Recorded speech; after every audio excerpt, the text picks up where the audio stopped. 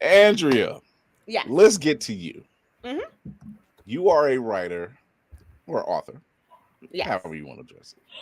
Either's fine. You have either's fine. Now, I know you have two books out right now, Ahmentrees Magic and Ahmentrees Magic: The Last Air Book 2. Let's talk about these two books.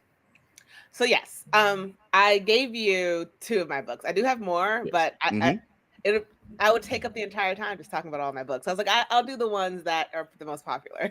That's what you're here for, ma'am.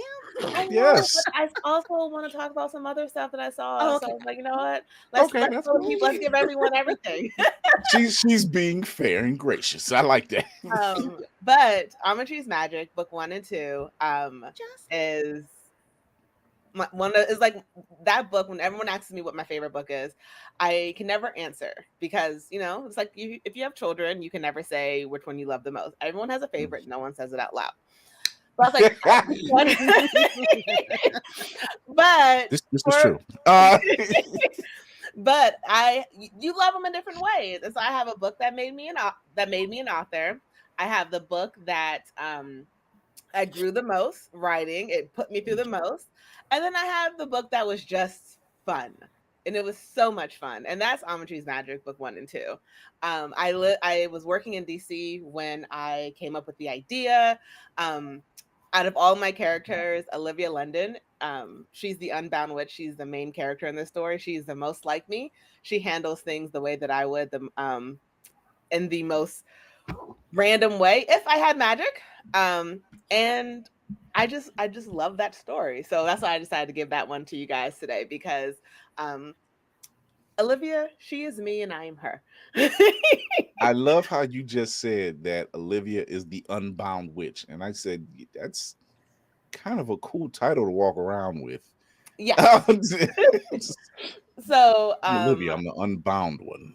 Oh, we've heard she about you. um Unbound witches and unbound magicals or witches. They are people who are live without a coven. In DC, there is a hierarchy where you have the elites, people who are in the covens, and the people who are not. And I got this idea walking across Congress, and because I would walk past it going to my office, and I would just think of that Hamilton song, "Room Where It Happens." And I'm like, there Mm. is so much that is happening in this city that no one will ever see. That some people a person who has lived in this area my entire life, will never see, will never be a part of.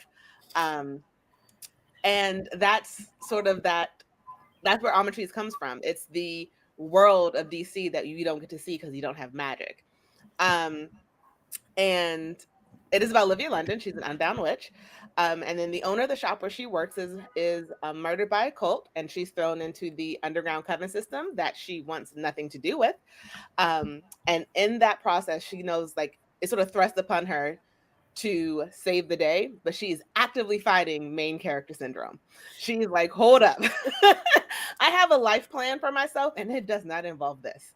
I I'm gonna let y'all handle this. I'm just trying to run a shop for other people like me. She's trying to be a community, someone in her community to help other unbound witches and magicals and beings that are like cast out from the coven system. She has a plan for her life, and it does not involve mixing with the politics. And it's sort of being thrown on her, and this is how she's sort of handling it. And so I have one more coming in that series, but it is my most favorite. I'm not going to hold you. That is every making of a heroine or hero. Yeah. It's literally like I'm minding my own business. I help people whenever I can, and then I'm back in the shadows. I don't want the praise. I don't want the accolades. I'm just doing the right thing. And Hmm. something major always happens. And it's like, look, I'm not, it's Jon Snow. It's It's like I'm just like, trying to I'm stay in not my trying to lane. be king. I don't want to be king. Yeah, but you're the best fit. So it's one of those things. Lady Mhm. Mandela, question? um, I think I want to know more about the book. I don't know how much more you can give away. I'm intrigued. I to say that I say that to say I am intrigued. Um, No, I can uh, tell you so much more. People go tell me to off, stop sis. talking. So, Please, please, please. so my book, I like to keep them near me, near and dear. Also, Love the cover. It Thank like you. instantly would have been like, "Ooh, piece of candy. What is this?" I'm going to I- show. I'm going to show it again so the people can see it too. Yes. Here. Those covers. Love the hair. Love the hair. Yes. So I am not natural with my hair, but I wanted my characters to be. I'm just too tender-headed and lazy, and but I love it and I appreciate it, and I it's so beautiful. And so I was like, well, I'm going to give my character the thing that I don't have for myself, which is natural hair. So her hair is out. It is beautiful. She does not do like she maintains it, and I love it, and I live vicariously through her. So if I was natural and had more patience and understanding, I would have that hair. Understood and accepted. Yes. Yeah. Yeah. I see what it takes to have that beautiful crown, and It is a journey. I don't even like wrapping my hair sometimes. So that's where we're at. But this story takes place in different parts of DC and in Maryland. It's really focuses on Olivia finding herself. So my main character, she grew up in the foster care system. She didn't have access to a lot that a lot of people in the covens had. She didn't know she was magical until she was a teenager, and she really had a really great mentor who was like who was Mrs. Coe, who is the owner of the magical supply shop, who truly guides her and helps her and is like is like basically her mother, the closest thing that Olivia has to a mother figure, to a mother. That is who Mrs. Coe is. And I actually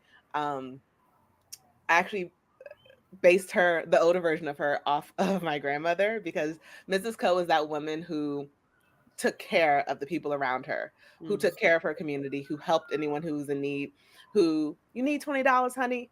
Grandma, I got a job. I'm good. Like, you don't need to give me money. Take the $20. I'm like, oh, yeah, okay, I'll take the money. I'll take the money. I'm not going to argue with you. You're 100. I'm not going to, like, you literally are 100. I'm not going to argue with you. And so that's who Mrs. Coe was. And she saw Olivia as a teenager, saw that she had no idea the life that she was a part of, and decides to take her in and decides to help her, and is truly loves and cares about this girl. But she also doesn't want to like trap her into a life. She like forces her to get a job outside of the shop, to meet people, to make connections. And Olivia is no. She says, I'm gonna go to work, I'm gonna go home, I'm gonna hang out with my two friends because all y'all people are too much. Like, I don't trust y'all. Like, I'll work with y'all. Yeah, go ahead, coworkers, go on your painting step and leave me alone. It's cool because I don't trust y'all anyway. I'm gonna go home with my friend and we're gonna drink wine in my apartment and have fun. That's who Olivia is. She minds her business, gets her job done. And during that time in my life when I was writing that's how I was. I didn't really connect with a lot of my coworkers, not because anything was wrong, but we just didn't really, you don't get along with everyone. It doesn't mean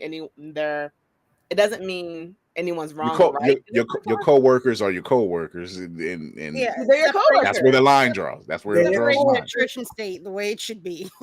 Yes. So, Go on over there. like, you have those few people who you connect with and they become like your family, but for the most part, you go to work to make the check. And so that's how Olivia viewed it. And she's like, I have my friends at home. Like, yeah, sometimes it's nice to be invited some places, but for the most part, we're from two different worlds and we don't understand each other. And I'm not trying to cross over to your world. Correct. And you sure as heck is not trying to cross over into mine. Mm-mm. And she knows that. And she's like, I'm not trying to become like you guys. I have my own world where I fit in, that I'm going to stay in my lane and do my thing because this is what I love. And so as the story progressed, that sort of breaks for her. She's forced to interact with people on the other side of the world, people in the covens. You have those who want to support her. And then you have those who are just like, who said you can be on this side of the tracks? Like, what are you doing? Oh, who do you think you are? And then so there's a couple more secrets that are revealed that I can't tell you guys about. Naturally, go buy the book, people. Yes, go buy the books. If you want them signed in purple ink, you can get them from my website. Just saying. If it's not in purple, it's not from me. Ooh, keep the purple wig. But she has this really great circle of friends that are around her, and I just really wanted to focus on that, and I wanted to focus on that main character who actively fought against being main character. Because sometimes you read those stories where the heroine's like, we gotta stop them, it's wrong what they're doing, like, if I have to lead the way, I will. She's like, okay, look, I agree what they're doing is wrong, but you're the police, handle it. Like, Right. Right. What were y'all doing before I got here? Yeah. like, this is your job, this is not on me. Where they're after you, you're the police, do your job. And so she has that mentality, and so it was sort of fun writing the reluctant hero, because sometimes in life, when your job gives you that more work with no extra pay, and you're just like, huh,